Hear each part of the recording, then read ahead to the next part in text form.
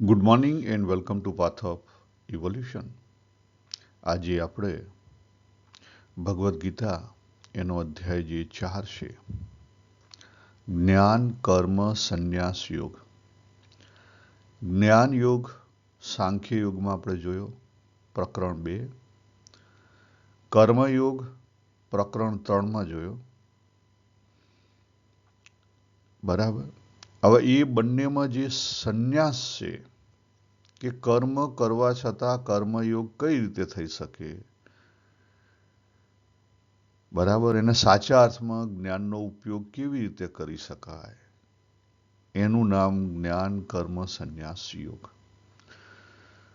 તો હવે ભગવાન શું કહે છે એને આપણે આ પ્રકરણમાં જોઈશું.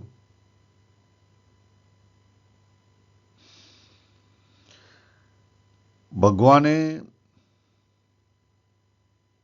અધ્યાય 2ની અંદર શરૂઆતમાં જાણે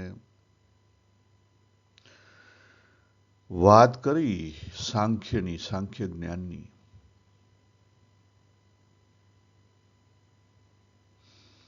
એટલે અર્જુનજીને મનમાં એવું થયું કે જો માત્ર જ્ઞાન સમજી લેવાથી, આપણે જે સમજીએ છીએ, આપણે શું સમજીએ છીએ જ્ઞાનને? બુકનું જ્ઞાન, કે ભાઈ આ ભગવદ્ ગીતામાં આવું કીધેલું છે, વચનામૃતમાં આમ કીધેલું છે. આપણે જે કંઈ ભણવાની બુકો હોય એજ્યુકેશન રિલેટેડ, એ બધી બુકોમાંથી આપણે જે કંઈ સમજીએ છીએ એને આપણે જ્ઞાન કહીએ છીએ. સાંખ્ય એ જ્ઞાન એ શની તરફ ઈશારા કરે છે? તો પોતાના સ્વરૂપ તરફ ઈશારા કરે છે. અને પોતાના સ્વરૂપનું જ્ઞાન સમજવું હોય તો એ ઈશારાથી ના સમજાય. જ્યાં સુધી આપણે ગોળ ખાઈએ નહીં ત્યાં સુધી ગોળની ખબર ના પડે. બુકમાં તો લખેલું હોય કે ગોળ ગળ્યો છે, અનુભવ જ્ઞાન. ત્યાં સુધી આપણને તૃપ્તિ ના થાય. મેઇન પ્રોબ્લેમ ત્યાં છે. ખબર પડી? શબ્દ અગત્યનો કયો છે? તૃપ્તિ, સંતુષ્ટિ. જ્ઞાનમાં જ્યાં સુધી જે બહારનું જ્ઞાન છે એને પોતાના અનુભવમાં ના લાવો ત્યાં સુધી એમાંથી કોઈ સાર ના નીકળે, એમાંથી તૃપ્તિ ના મળે. અને આ જે તૃપ્તિ શબ્દ છે એ બહુ જ અગત્યનો શબ્દ છે. સાધના માર્ગે તૃપ્તિ શબ્દ બહુ અગત્યનો છે. આપણે ઘણી બધી વાત કરી. આત્મને આત્મના તૃષ્ટ, ભગવાને બીજા અધ્યાયના 55મા શ્લોકમાં જ એનું સ્ટેટમેન્ટ આપી દીધું. હવે આત્મને આત્મના તૃષ્ટ બની કેવી રીતે શકાય, એની બધી વાતો ત્યારથી ચાલે છે, હજી પૂરી થઈ નથી. કારણ કે કંઈક કરવું પડે જાતે, અને જાતે કરીએ એનો અનુભવ થાય, અને એ અનુભવમાંથી આપણને પોતાને તૃપ્તિ મળવી જોઈએ. પણ એ તૃપ્તિ કેવી મળવી જોઈએ? તો એની વાત સાંખ્ય એટલે જે અવિનાશી તત્વ છે એનો અનુભવ, અથવા જે નાશવંત તત્વ છે, પ્રકૃતિ. આપણે બે તત્વના બનેલા છીએ. એક નાશવંત તત્વ, બરાબર, પ્રકૃતિ. એ પ્રકૃતિ નાશવંત છે સમજાઈ જાય એવો અનુભવ. અથવા આપણે બીજા બનેલું છે બીજું તત્વ પુરુષ, જે અવિનાશી તત્વ છે, એ અવિનાશી છે એ સમજાઈ જાય. આ બેમાંથી એક વસ્તુ સમજાઈ જાય, તમારો ઉકેલ આવી ગયો. એનું નામ સાચું સાંખ્ય જ્ઞાન. પણ એ કરવા માટે તમારે કંઈક કરવું પડે. કેમ કરવું પડે? કારણ કે આપણે આગળથી લઈને આવેલા છીએ મહારાજ. આજે આ બાબુ જે બોલી રહ્યો છે, બાબુ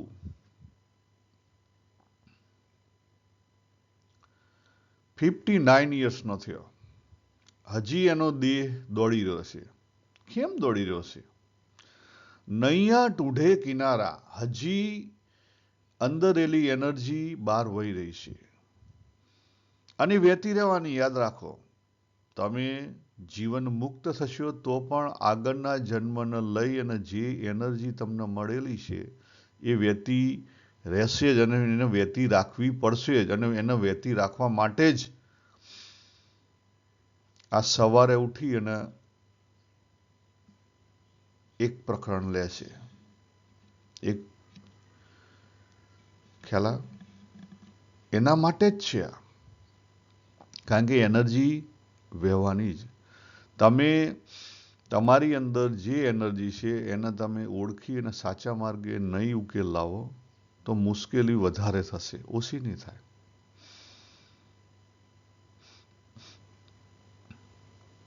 ભગવાન આ અધ્યાયની અંદર શું કહે છે?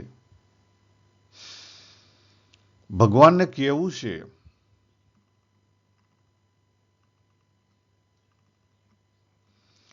ભગવાનને કેવું છે કે એન્ડ ઓફ ધ ડે સમબુદ્ધિ સમતામાં આવ્યા વગર, સહજતામાં આવ્યા વગર, સરળતામાં આવ્યા વગર ઉકેલ નહીં આવે. એટલે સમતા અને સહજતામાં આવવું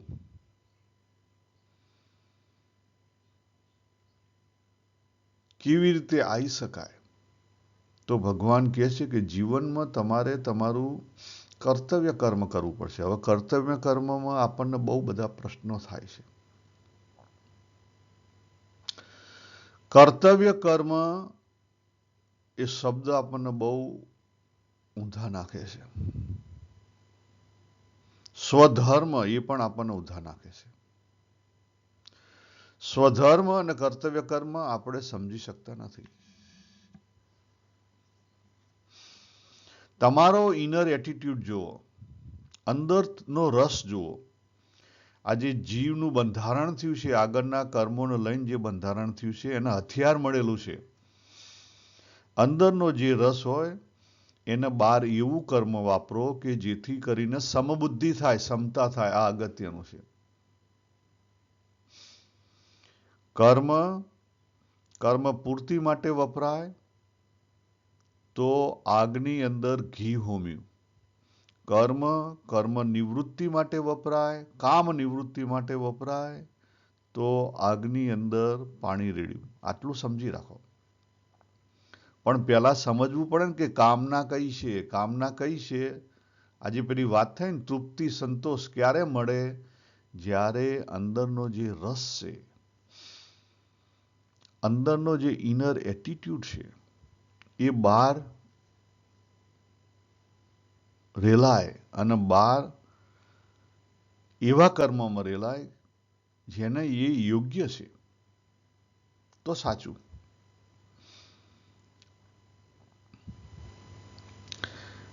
મારું અંગત નથી સંગીતનું કોઈ વાજિંત્ર વગાડવાનું, અને પછી મને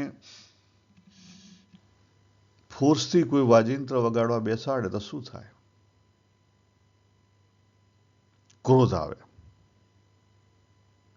પણ મારું અંગ હોય ગાવાનું અને કોક મને ગાવા બેસાડે તો હું સારી રીતે ગાઈ શકું. ખ્યાલ આવે? આપણે જો દરેકને એક ભગવાનની ગિફ્ટ મળેલી હોય, આપણને ખબર નથી હોતી. દરેકની અંદર હોય છે, હિડન હોય છે. આ હિડન શોધી કાઢો. એના માટે એ હિડન વસ્તુ શોધવા માટે ભગવાને દરેક જગ્યાએ ગુણોની વાત કરી. આ હિડન વસ્તુ જે આપણને મળેલી છે ને, હથિયાર, એના માટે ભગવાને બહુ બધી ગુણની વાત કરી. અહીંયાથી જ આપણને ત્રીજા અધ્યાયમાંથી જ ચાલુ થયું ને, 27મા શ્લોકથી. પ્રકૃતિના ગુણો પ્રકૃતિમાં રેલાઈ રહ્યા છે અને જે પોતે માને છે કે મેં કર્યું છે એ અહંકાર વિમૂઢા છે. બરાબર. આ ગુણોની વાત ભગવાને ચાલુ કરી દીધી છે. 14મો અધ્યાય આખો ગુણોની વાત કરી અને છેલ્લે ગુણાતીત બતાવ્યા. ગુણ દરેકની અંદર હશે. આ યાદ રાખો, ગુણ દરેકની હશે અને 3 ગુણ હશે એવું નથી. પ્રકૃતિ ગુણ વગર ચાલી ના શકે. એટલે દરેકની અંદર ગુણ હોય છે. અત્યારે સવારે ઉઠ્યા તો આપણામાં સત્વગુણનો પ્રભાવ થોડોક વધારે હોય. રાત્રે સૂઈ જવા જઈએ ત્યારે આપણામાં તમોગુણનો પ્રભાવ વધારે હોય. દિવસે બધા કામો કરતા હોઈએ ત્યારે આપણી અંદર જનરલી સવારના 8, 9, 10 વાગ્યા પછી આપણી અંદર રજોગુણ વધવા માંડે. ગુણ દરેકમાં હોય અને કોઈ ગુણ સારો પણ નથી, કોઈ ગુણ ખરાબ પણ નથી. દરેક ગુણ ખોટી રીતે સમજાય તો ખરાબ છે, ખોટી રીતે પકડાય તો ખરાબ છે. ગુણની અંદર આસક્તિ થઈ તો તમે ગયા. સત્વગુણની અંદર પણ આસક્તિ થઈ તો ખરાબ છે, રજોગુણની અંદર પણ આસક્તિ છે તો ખરાબ છે, તમોગુણની અંદર પણ આસક્તિ છે તો ખરાબ છે. ગુણથી પર જે ગુણાતીત થયા એણે શું કર્યું? ખાલી ગુણને સમજી લીધા. એ ગુણ સાથે એટેચમેન્ટ નથી કરતા પોતાનું. એની અંદર ગુણ નથી છે. આજે કોઈ મોટા સંત મહાત્મા હોય તો રાત્રે ઊંઘતા નથી, ઊંઘે છે. તો તમોગુણ નથી, છે. આપણે ત્યાં સમાજની અંદર બહુ ખોટી ધારણા હોય છે. સદાચારને લઈ અને સદાચારના આપણે સત્વગુણ સમજીએ છીએ. બરાબર છે, સદાચારની પ્રવૃત્તિ મોટાભાગની સત્વગુણની પ્રવૃત્તિ હોય છે, પણ એ પણ બંધન કરતા છે. એટલે આપણે ગુણાતીત થવાનું છે. આપણે ગુણમાં નથી રહેવાનું, સદાચારમાં નથી રહેવાનું. અને બીજી વસ્તુ કે તમે રજોગુણી છો તો તમે સદાચાર ઓઢવા જશો તો તમે શું કર્યું? પરધર્મ ઓઢ્યો. કોનો ઓઢ્યો? પરધર્મ. યાદ રાખો, તમારો સ્વભાવ રજોગુણી છે અને તમે સત્વગુણને ઓઢવાનો પ્રયત્ન કરશો ને તો ઊંધા માથે પડશો. ઊંધા માથે પડશો. યસ.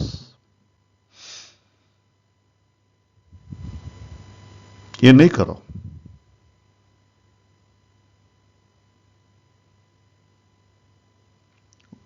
એક્ઝામ્પલ આપો. કોઈ બહુ રજોગુણી છે, એને ઝપીને બેસાતું નથી અને પછી આવી ગયા કોકનો દેખાદેખીથી ઓઢી લીધું સદાચાર. એટલે ભાઈ શું કરશે? ભાઈ એનજીઓ ખોલશે. શું કરશે? એનજીઓ ખોલશે.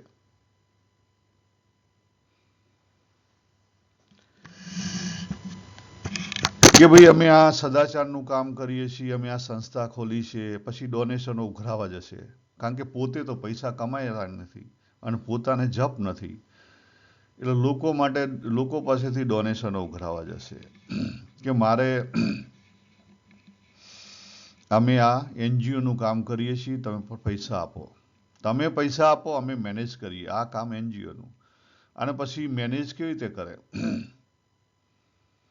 તો જેણે ડોનેશન કર્યું હોય એ ફ્લાઇટમાં ઇકોનોમી ફ્લાઇટની સીટ બુક કરાવીને જતો હોય અને આ એનજીઓ વાળા જે બીજાના પૈસા ભેગા કરીને એનજીઓ ચલાવતા હોય એને બિઝનેસ ક્લાસની ટિકિટ બુક કરાવેલી હોય. વિચાર તો કરો. ભાઈ, તને રજોગુણનો સ્વભાવ છે તો તું તારી જાતે કમાઈને પૈસાને વાપર, મજા કર. એટલે શું થાય? બીજાનું ઓઢ્યું એટલે પોતાનું પહેલું સમજાય નહીં. વસ્તુ યાદ રાખો, તમે બીજાનો બુરખો પહેરો એટલે પોતાનો બુરખો કયો એ તમને ખબર જ ના પડે. બરાબર. નંબર 1. એટલે એ કદી એવું એક્સેપ્ટ કરવા તૈયાર જ ના થાય કે મારી અંદર રજોગુણ છે અને પાછળ બધી જ રજોગુણની એક્ટિવિટી ચાલુ હોય. તો પછી એ રજોગુણ ઉપર કામ કરી શકે? ના કરી શકે. ગામનો ઉતાર કોઈ રજોગુણી હોય તો એને ખબર છે ચોખ્ખી કે હા, હું રજોગુણી છું, મારામાં એક પ્રોબ્લેમ છે. એને એક્સેપ્ટ કરેલો જાહેરમાં. તો એમાંથી બહાર નીકળી શકે એક દિવસ. પણ જેણે ઓઢેલો છે સત્વગુણ, એ કદીય રજોગુણી માણસ બહાર નીકળી શકે નહીં. એટલે ભગવાને અર્જુનજીને રોક્યા કે તું ઉભો રે, તારી પર્સનાલિટી એક્સ્ટ્રોવર્ટ છે, ક્ષત્રિયની પર્સનાલિટી છે, અને તું ભાગ્યો છે બોમનની પર્સનાલિટી લેવા માટે જ્ઞાનના પક્ષે. ખ્યાલ આવ્યો? ના ના ના ના, મારે લડાઈ નથી કરવી. બરાબર. પરધર્મ, સ્વધર્મ અને પરધર્મ. સ્વધર્મ જન્મથી સ્વધર્મ નથી. સ્વધર્મ જન્મથી સ્વધર્મ નથી. સ્વધર્મ આપણા ઇનર એટીટ્યુડને લઈને સ્વધર્મ છે. આ સમજો, આ મોટી ભૂલ થાય છે. આપણે જન્મથી સ્વધર્મ માનીએ છીએ કે હું બ્રાહ્મણમાં જન્મ્યો તો બ્રાહ્મણનો જે કંઈ ધર્મ છે એ મારો ધર્મ. ના ના ના ના ના, હવે એવું રહ્યું નથી. પહેલા 5000 વર્ષ પહેલા હતું, હવે નથી. કેમ કેમ નથી એની વાત ભગવાન હવે કરે છે. જો પહેલા 5000 વર્ષ પહેલા હતું, હવે નથી. 5000 વર્ષ પહેલા એટલું બધું નહોતું, ઓછું હતું. તમને એક્ઝામ્પલ આપું. ભગવાન પરશુરામ જન્મે બ્રાહ્મણ હતા. ભગવાન પરશુરામ જન્મે જ બ્રાહ્મણ હતા. મને ખબર નથી કે ભગવાન પરશુરામ ક્યારે થઈ ગયા. કૃષ્ણ ભગવાન પહેલા થઈ ગયા પછી, એ મને ખબર નથી. પણ મને એટલી ખબર છે કે ભગવાન પરશુરામ જન્મે બ્રાહ્મણ હતા અને એમણે હથિયાર ઉપાડેલું. એમનો સ્વભાવ કયો હતો? ક્ષત્રિયનો સ્વભાવ હતો. બીજો એક્ઝામ્પલ આપો.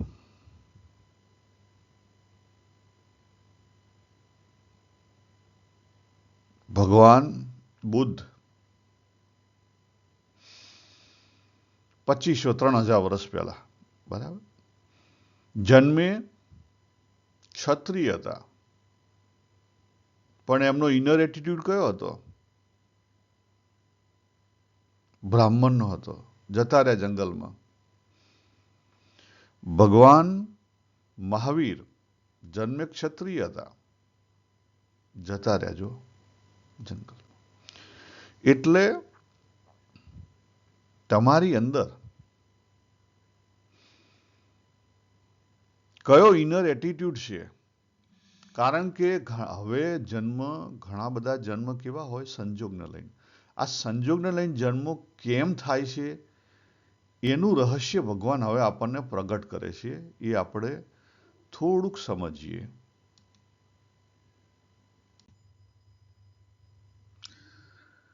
તો સ્ક્રીન ઉપર દેખાય છે 4થા અધ્યાયનો પહેલો શ્લોક અને બીજો શ્લોક.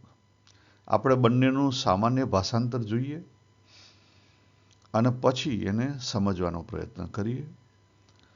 પહેલા શ્લોકમાં ભગવાન શું કહે છે? શ્રી ભગવાન ઉવાચ. ભગવાન બોલ્યા. શું બોલ્યા? કે મેં અહમ એટલે ભગવાન પોતાને કહે છે કે મેં, અર્જુનને કહે છે કે મેં ઇમમ અવ્યય યોગમ, આ અવિનાશી યોગ, બરાબર. અને બીજો અર્થ શું થાય? આ જે પરંપરા છે, એ પરંપરા કોને કહી હતી? સૂર્યને કહી હતી. આ જે પરંપરા છે એ પરંપરાનું જ્ઞાન મેં કોને કહ્યું હતું? સૂર્યને કહ્યું હતું. કારણ કે સૂર્ય આ જગતને ઊભું કરવામાં શરૂઆતમાં આવેલા. એટલે ભગવાન થકી એ સૂર્યને મળ્યું. સૂર્ય થકી કોને મળ્યું? એના પુત્ર મનવે. અને મનુથી એના પુત્ર ઇક્ષ્વાકુને મળ્યું. બરાબર. એટલે પરંપરામાં આ જ્ઞાન આપેલું છે. કયું જ્ઞાન? સ્વધર્મનું જ્ઞાન. કયું જ્ઞાન? સ્વધર્મનું જ્ઞાન. પર્સનાલિટી પરંપરાથી ડેવલપ કરેલી છે. પર્સનાલિટી પરંપરાથી ડેવલપ થાય એનું ધ્યાન રાખેલું છે. માણસની પર્સનાલિટી પરંપરાથી ડેવલપ થાય એનું ધ્યાન રાખેલું છે. પણ હવે ધ્યાન રહ્યું છે? હું તમને સિમ્પલ એક વાત કરું. મારા ગામની અંદર 4 વર્ણના માણસો હતા. બ્રાહ્મણ, શૂદ્ર, વૈશ્ય અને ક્ષત્રિય. અમે સ્કૂલની અંદર આજુબાજુના લગભગ 10-12 ગામના છોકરાઓ છોકરીઓ બધા અમે ત્યાં ભણવા જતા. દરેકના મા બાપની ઈચ્છા એ વખતે એવી હતી કે મારો છોકરો કંઈક પૈસા કમાઈ લાવે, ભણે ને કંઈક પૈસા કમાઈ લાવે. એમાં જે બહુ છોકરાઓ સારા ભણવાવાળા હતા એના મા બાપની ઈચ્છા એવી હતી કે ડૉક્ટર બને. એથી થોડા ઓછા હતા તો કે એન્જિનિયર બને. ખ્યાલ આવે? એથી થોડાક ઓછા ખબર ના હોય તો કંઈ નહીં કે કંઈક ભણીને કંઈક પૈસા કમાઈ લાવે. હેતુ કયો હતો દરેકનો? એક જ. દરેકની રુચિ અલગ. રુચિ અલગ, હેતુ એક. ક્યાંથી મેળ ખાય? આપણે જે સમાજ વ્યવસ્થા તૂટી ગઈ છે, આપણી જે સમાજ વ્યવસ્થા તૂટી ગઈ છે, આપણી કામનાને લઈને, આપણી કામનાને લઈને, કામના, મમતા અને અહંતાને લઈ અને જે આપણી સમાજ વ્યવસ્થા તૂટી ગયેલી છે, એના કારણે જે નવા બાળકો આવે છે, નવી પર્સનાલિટી લઈને આવે છે, એ પર્સનાલિટી કેવી હોય છે? કોઈ ઠેકાણા વગરની. એક તો એની આગલા જન્મની જે કોઈ થોડી ઘણી પર્સનાલિટી હોય, આ જન્મે એનાથી વિધુર બીજો બુરખો ઉઠાડી દે. એક શર્ટની ઉપર બીજું શર્ટ પહેરાવી દે એટલે માણસને ખબર જ ના પડે કે અંદર મેં કયું પહેરેલું છે. અંદર મેં વ્હાઈટ પહેરેલું છે અને બહાર પછી પહેરાવી દે લાલ, તો દેખાય કયું? લાલ. અંદર રસ કયો હોય? સફેદનો. આવી હાલત આપણા બધાની થયેલી છે. આપણા બધાની થયેલી. બીજા શ્લોકમાં ભગવાન શું કહે છે કે હે પરંતપ એટલે અર્જુન, આમ પરંપરાથી, જો અહીંયા છુક્કો શબ્દ પરંપરા ભગવાને વાપર્યો છે. પરંપરાથી પ્રાપ્ત્ય આ જ્ઞાન, ઇમમ એટલે આ જ્ઞાન, રાજર્ષિઓએ જાણ્યો. એટલે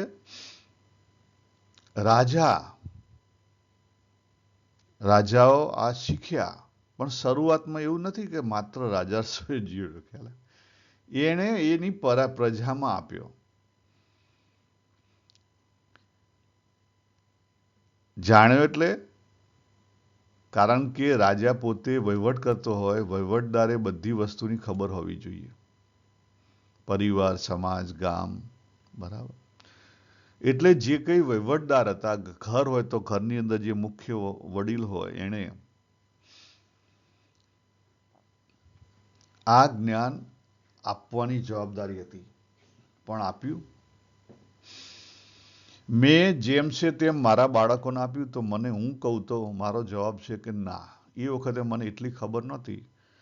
આપ્યું જે કઈ વખતે ખબર હતી એ પ્રમાણેનું, પણ એ સાચું જ્ઞાન ન આપ્યું. સાચું જ્ઞાન કયું આપવાનું હતું?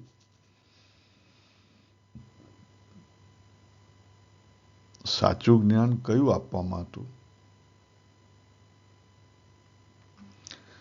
તો સાચું જ્ઞાન જે આપવાનું હતું એ આ અંદરના સ્વભાવનું આપવાનું હતું. કયું જ્ઞાન આપવાનું હતું? ઇમમ અવ્યય યોગમ, એ જ્ઞાન આપવાનું હતું. આપણા પોતાના અનુભવનું જ્ઞાન આપવાનું હતું. આપણા બાળકોને આપણા અનુભવનું જ્ઞાન આપવાનું હતું. પણ આપણે આપી શકીએ? નથી આપી શકતા. મેં આપ્યું હતું? ના, નોટ રિયલી. આપણે નથી આપી શકતા.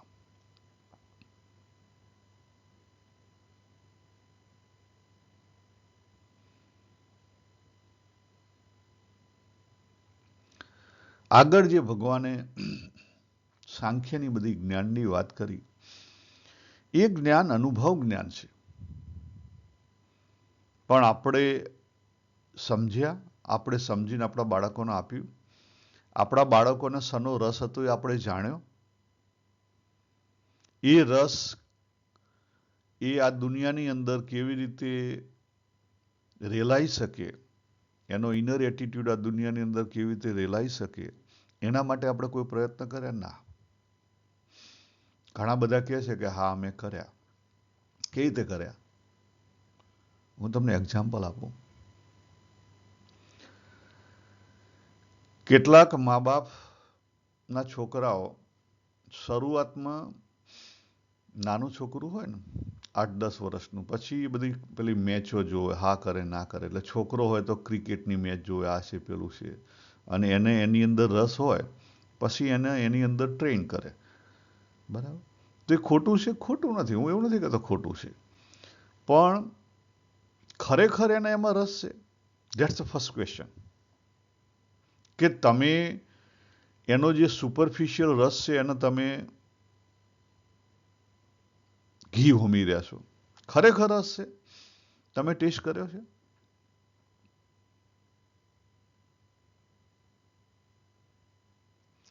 ઇનર એટીટ્યુડ નાના બાળકનું, જે નાનું બાળક છે 5-6 વર્ષનું થાય ત્યાં સુધી દેખાઈ આવે. એનો જે ઇનર એટીટ્યુડ છે ને, બાળક 5-1 વર્ષનું થાય ત્યાં સુધી દેખાઈ આવે.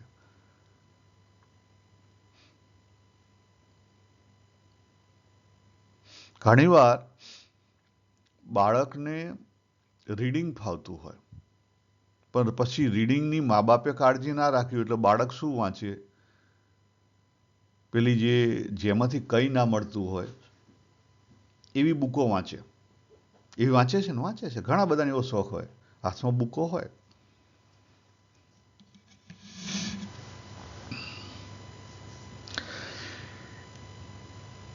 ભગવાને દયા કરી અને આજે 2-3 પ્રકરણ ગુણના બતાવ્યા છે. એનો સાર કાઢી અને એ બતાવે છે કેમ? એમાં ભગવાન કહેવા એટલું જ માંગે છે કે ભાઈ તું તારો જે ગુણ છે, તારો પ્રધાન ગુણ, એ પ્રધાન ગુણને ઓળખ. તારો બીજા 2 બાકીના ગુણ છે એ જે લબડ્યા છે એને ઓળખ. અને એને ઓળખી તારો જે સ્વભાવ છે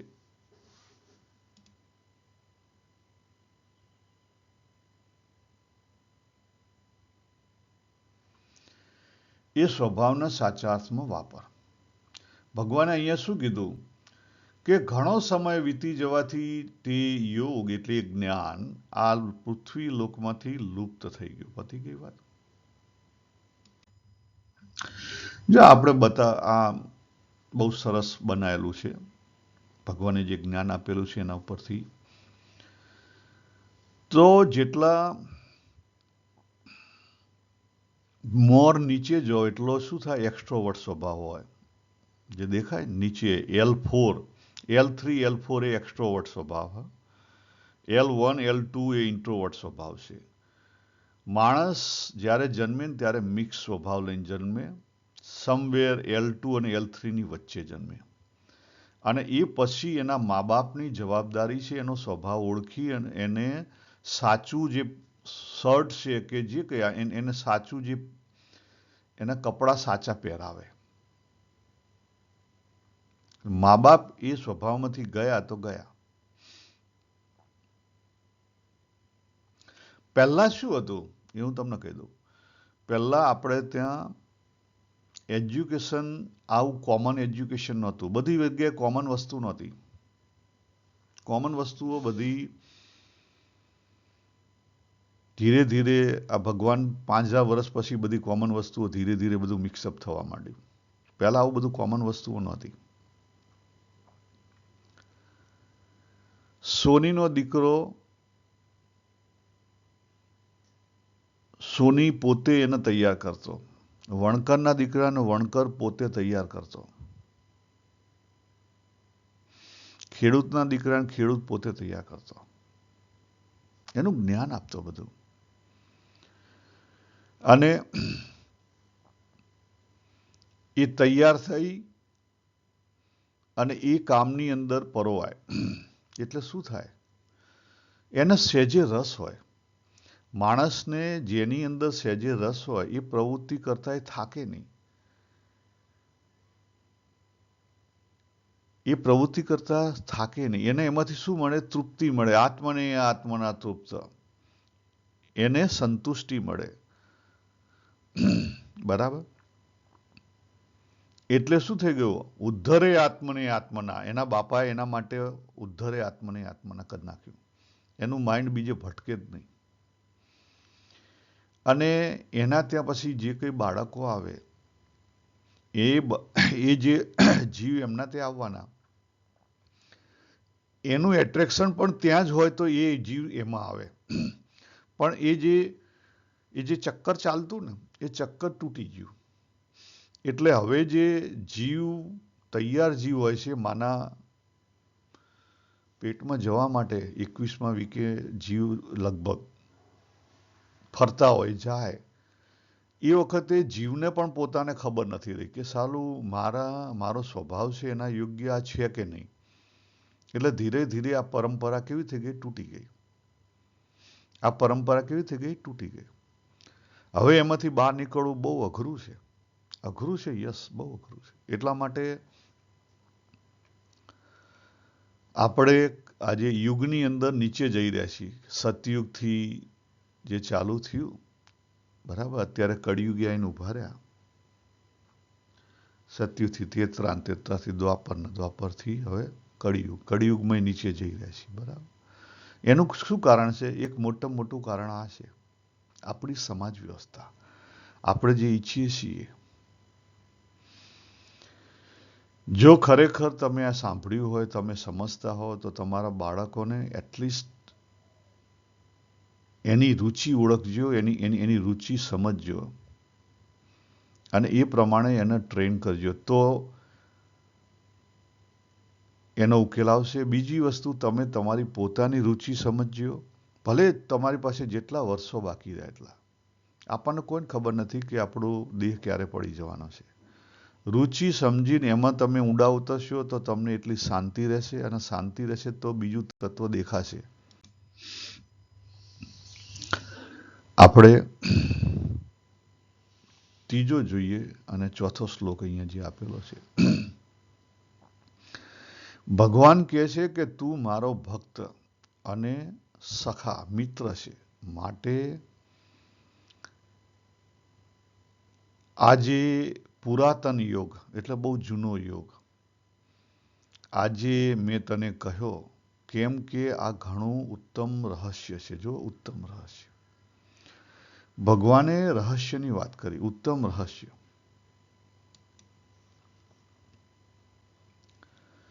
આની અંદર જે 2-4 શબ્દો આવેલા છે, એ શબ્દોને આપણે ડીપરથી સમજીશું. બરાબર. એ સમજીએ કયા કયા શબ્દો છે, તો અવિનાશી, પરંપરા, પુરાતન યોગ, ઉત્તમ રહસ્ય. આટલી વાત કરી એટલે અર્જુનજીને પ્રશ્ન થયો, અને આ શબ્દો અને પ્રશ્ન એ બંને આપણે આવતી વખતે સમજીશું. અહીંયા આપણે પૂરું કરીએ. સર્વેને જય શ્રી કૃષ્ણ. હરિઓમ તત્સત. હરિઓમ.